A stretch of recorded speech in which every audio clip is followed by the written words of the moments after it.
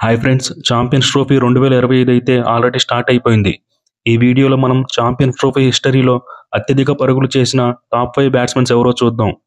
Number 5 team India మాజీ captain Sourav Ganguly మొత్తం 11 ఇన్నింగ్స్ల్లో 665 పరుగులు అయితే చేశాడు.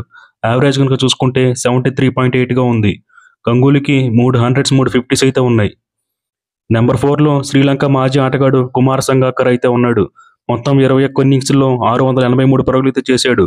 యావరేజ్ కనుక చూసుకుంటే 37.9గా ఉంది. ఒక 100 4 50s అయితే ఉన్నాయి.